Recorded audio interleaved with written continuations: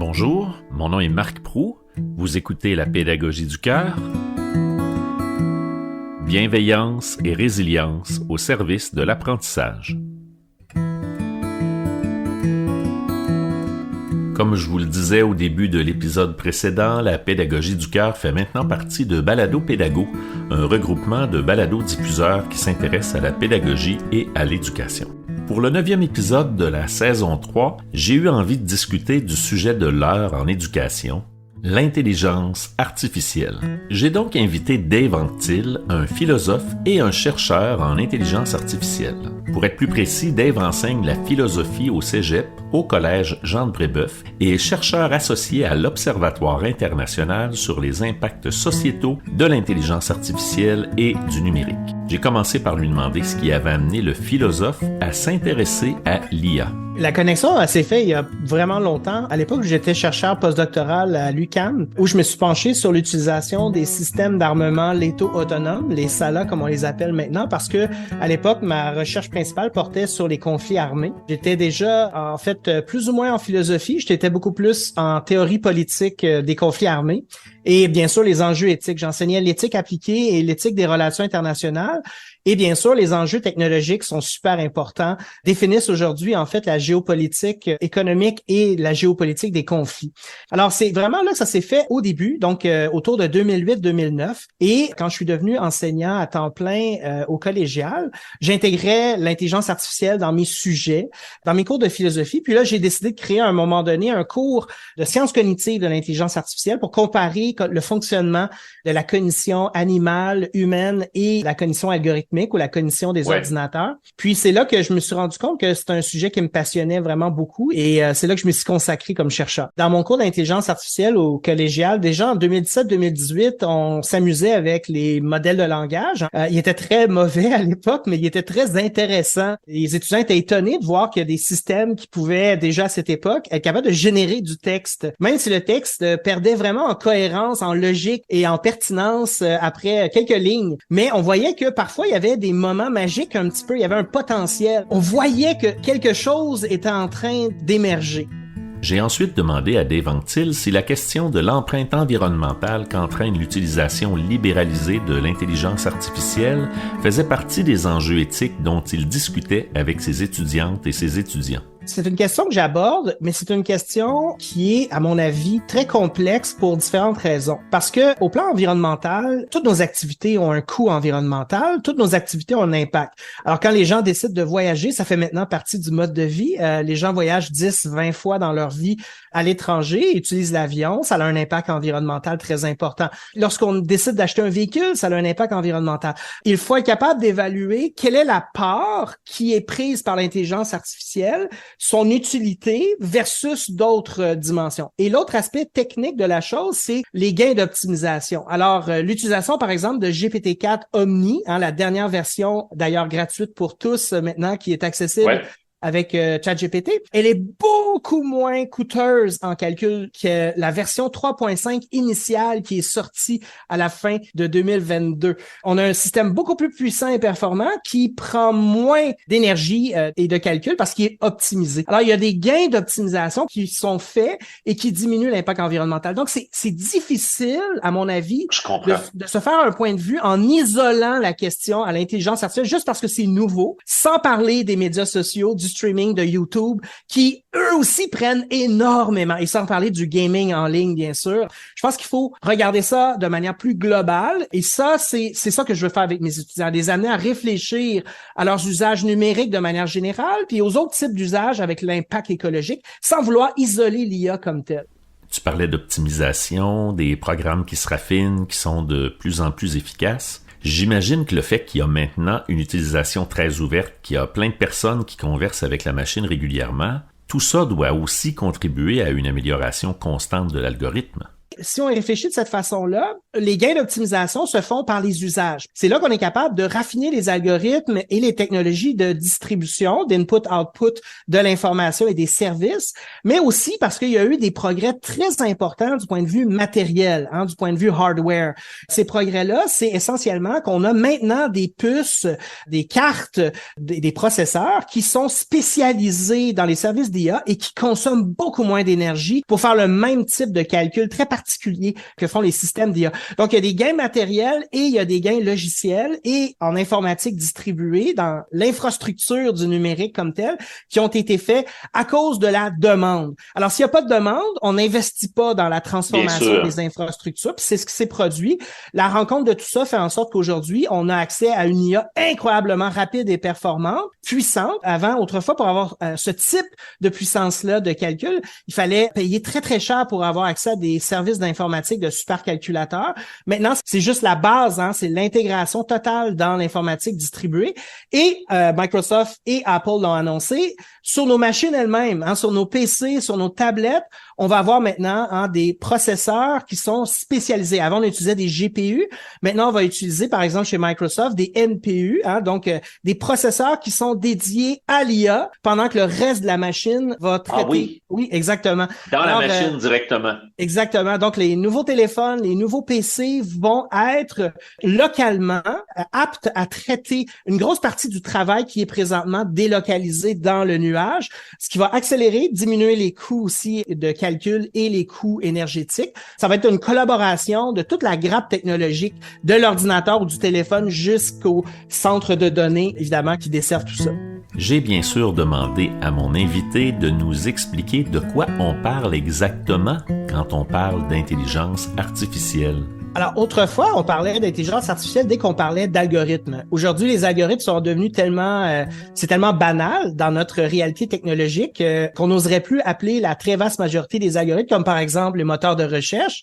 On les appelle plus vraiment de l'intelligence artificielle. Lorsqu'une technologie fonctionne puis qu'elle devient utilisée à tous les jours, voire à toutes les minutes dans certains cas, finalement, on y accorde plus vraiment d'attention. On oublie un petit peu le côté miraculeux ou le côté exceptionnel d'intelligence humaine qui a été investi pour développer ça. On parle d'intelligence artificielle pour toujours ce qui est à la frontière, ce qui est nouveau et ce qui est en train d'être finalement la nouvelle révolution technologique. Et présentement, la révolution technologique, ce sont des algorithmes d'apprentissage qui sont basés sur des réseaux de neurones. Et ces réseaux de neurones, ce n'est pas des neurones biologiques, ce n'est pas des cellules comme dans notre cerveau. C'est des fonctions mathématiques qui sont organisées d'une manière particulière pour apprendre directement à partir des données, c'est-à-dire pour être capable de développer leur propre algorithme qui leur permet de réaliser des tâches.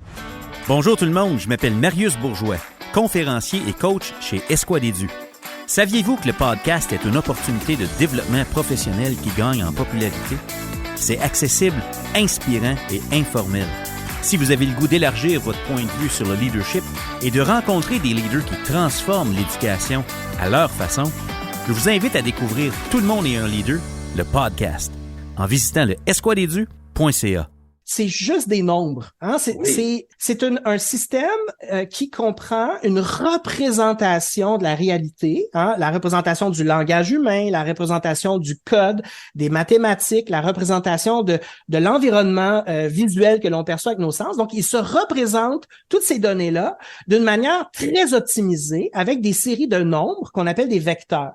Alors, les vecteurs, si vous vous souvenez de votre géométrie, c'est le positionnement dans un graphique d'une donnée, d'une variable. Alors, ça peut être une donnée de géolocalisation.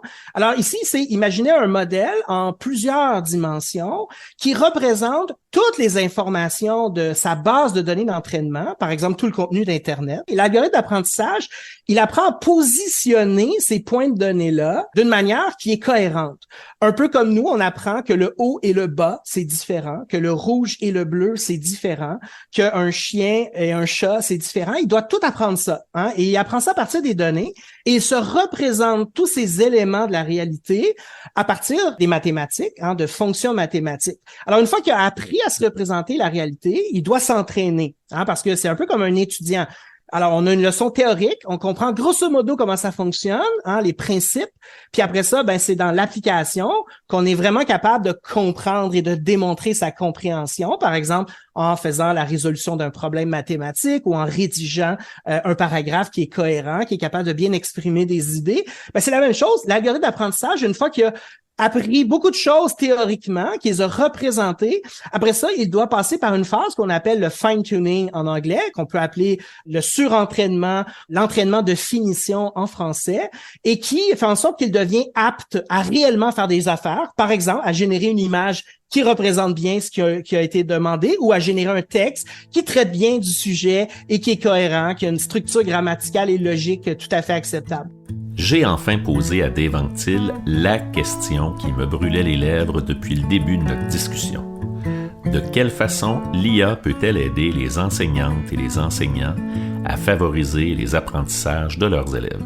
Toutes les études et les pratiques enseignantes convergent sur une conclusion que l'on peut pas réfuter. Nos étudiants les plus faibles, qui ont plus de difficultés, ont besoin de beaucoup plus d'enseignement individualisé. Alors, c'est ce qu'on appelle aussi le tutorat. Alors, le tutorat a des effets qui sont très, très bien documentés et malheureusement, ça prend beaucoup, beaucoup de ressources et de temps. Ouais. Alors, au Québec, on pourrait pas, par exemple, diminuer du jour au lendemain la moitié des classes. Même si on se préoccupait pas des questions budgétaires, on n'a juste pas assez d'enseignants. Alors, c'est clair que l'IA, ici, elle a un rôle à jouer qui ne peut qu'être bénéfique pour les étudiants et pour les enseignants, c'est-à-dire d'avoir un soutien sous différents modes. Alors, ça peut être des modes de révision, d'apprentissage diversifié, des modes de tutorat, des modes de co-apprentissage. Il y a vraiment plusieurs modalités qui sont présentement explorées par des enseignants qui ont intégré l'IA dans leur pratique et aussi par la recherche, par des chercheurs en technopédagogie et dans d'autres secteurs qui s'intéressent à la manière d'aider nos étudiants.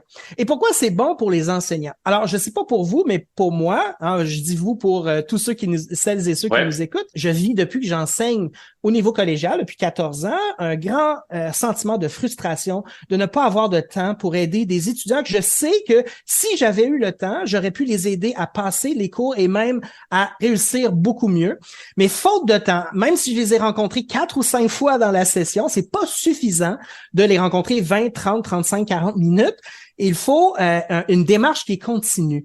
Ouais. Et c'est là que l'IA m'aide beaucoup à les aider. Alors, je leur donne des approches d'utilisation de l'IA qui vient combler certains besoins qu'ils ont. Et ça fonctionne très, très bien. Alors, ça l'a réduit de près du 3/4 les échecs dans mes cours.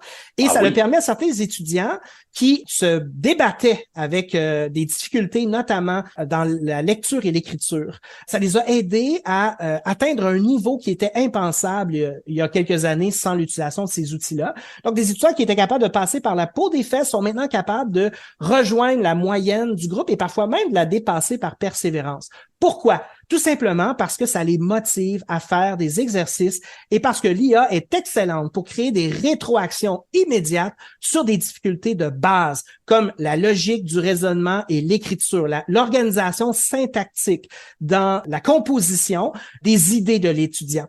L'IA peut l'aider, l'appuyer, lui donner une rétroaction immédiate, faire des exercices et l'IA apprend à aider et à comprendre les difficultés précises de l'étudiant d'une manière qui prendrait des dizaines d'heures pour un être humain.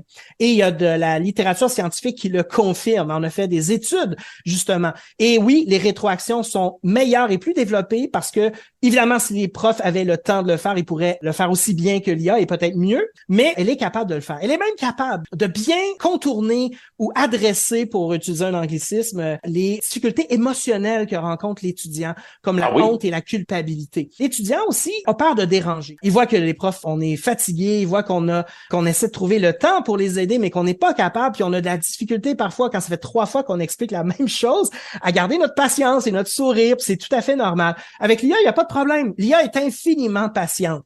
Donc, ça veut pas dire... disponible. Exactement. Ça veut pas dire que le prof est inutile. Le prof reste un superviseur, un super tuteur. Mais quand l'étudiant, il s'autonomise avec l'IA pour confronter ses difficultés, le suivi avec l'étudiant devient très positif. Parce que là, le prof devient un allié et pas la personne qui est une source de honte, de culpabilité et ainsi de suite. Il devient vraiment un allié. L'étudiant est fier de démontrer, regardez tous les exercices que j'ai faits. J'ai vraiment hâte à l'examen pour vous montrer que je me suis amélioré. Et comme de fait à l'examen, avec un crayon, l'étudiant a fait des progrès spectaculaires, importants. C'est ainsi que se termine l'épisode 9 de la saison 3. Merci à Dave Anctil qui a accepté de répondre à mes questions en visioconférence. Merci à Simon Proulx, guitariste et compositeur. Sa musique nous accompagne lors de chacun des épisodes du balado. Mon nom est Marc Proulx. Vous avez écouté La pédagogie du cœur, bienveillance et résilience au service de l'apprentissage.